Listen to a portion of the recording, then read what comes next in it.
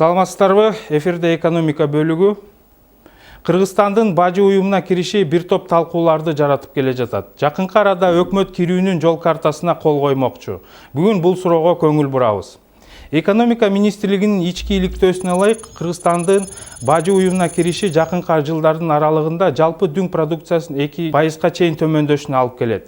Эң негизги себеп чийки заттарга болгон баалардын кымбатташы. Иликтөөгө ылайык 3000 товарлардын ичинен 90% бажы уюмунун сыртынан кирет. Таможенный союзду азыр бизге айтып атышат, бул интеграциялык мүмкүнчүлүктөрдү, Кыргызстандын интеграциялык мүмкүнчүлүктөрүн көбөйтүп жатат. Бирок биз бул жерде 3 мамлекет менен интеграциялык мүмкүнчүлүктөрдү ачып жатып, башка ВТО дүйнөлүк соода уюмуна кирген башка мамлекеттер менен интеграциялык мүмкүнчүлүктөрүбүздү болсо дезинтеграция кылып жатабыз. Анткени Кыргызстан таможенный бажы биримдигине киргенден кийин башка өлкөлөрдөн алып келинген сырьёлор, товарлар, продуктылар алар баары бир кымбаттайт. Кымбаттабайт деп айтып жатышат, бирок анда таможенный союздун кереги эмнеде? Бирок бажы уюмуна кирбегендин кесепеттери кандай болот? Эгер Кыргызстан кирбесе, анда негизги эки терс кесепет күтүлүүдө. Биринчи, күйүүчү майлардын баасынын көтөрүлүшү жана кыргызстандык экспортко чектөөлөр. Күйүүчү майлардын кымбаттоосу орточо 32%ды түзөт. Ал эми экспортко 15%га чейин бажы төлөмдөрүнүн киргизилиши мүмкүн. Мунун баары ички дүң продукциясынын 2%ын түшүп кетүү коркунучун алып келет. Мындан тышкары эмгек мигранттарына болгон чектөөлөр алардын акча которууларын төмөндөтөт. Демек Кыргызстандын төлөм тандемин терс таасирин тийгизет. Ошентип жалпысынан төмөнкүдө жыйынтыктасак болот. Бажы уюмуна кирүү да, кирбөө да бирдей терс кесепеттерди алып келүүсү күтүлүүдө. Бардык таасир этчү факторлорду эске алуу кыйын. Ошондуктан кесепеттерди так айтуу да кыйын. Бирок жалпы терс тенденциялар байкалууда жана сөзсүз түрдө таасир этет. Биринчиден, биздин өндүрүстүк чамабыз чектелүү, атаандаштыкка чыдай албайт. Экинчиден, тарифтик эмес барьерлер кеңири колдонулуп, биздин экспорт тоскоолдуктарга учурашы толук ыктымал. Казакстандын терс тажрыйбасы буга далил. Украинага байланыштуу эл аралык санкциялардын каталдануусу тобокелчиликтерди алып келиши мүмкүн.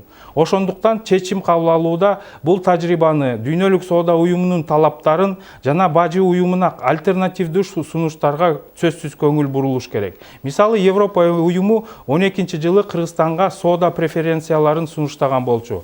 Бирок бул сунушка көңүл толук бурулбай келе жатат. Ошол эле убакта Молдова, Армения, Грузия сыяктуу өлкөлөр бул программаны колдонуп, Европа менен соода көлөмдөрүн бир топ арттырып алышты. Бажы биримдигин бардык проблемаларды чечүүнүн жаңы жолу деп көрсөтүүнүн өзү туура эмес. Мисалы, Европадан ВСП+ деген жолу менен 7000 товардын түрү боюнча Европа Союзу ошол Армения, Грузияга мисалы үчүн жеңилдиктер берген. Мындай мисалдарды толтура келтириш мүмкүн. Ошондуктан жалпы бажы биримдигине үгүттөгөндөрдүн сөздөрү бир жактуу болуп атат.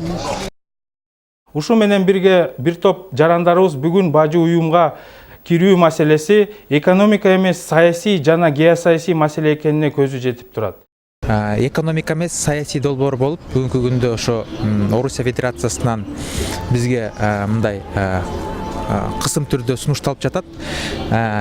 Биз Кыргызстан өзүбүзгө мындай көп жылга алдыга тагдырыбыз шеше турган маселени азыр чечип алышыбыз керек. Көп суроолор болот, бул экономикалык долбоорбу же саясий долбоорбу деп.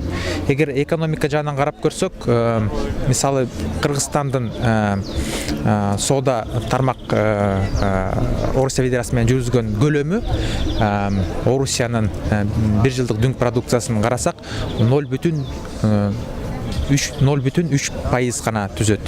Негизи суроо жаралыш керек, эмне үчүн Орусия бул долбоорду бизге сунуштап жатат? Эгер биздин Орус Федерациянга салымыбыз ушундай абдан аз болсо. Сиздер менен мен Азамат Акелиев болдум. Саламатта калыңыздар.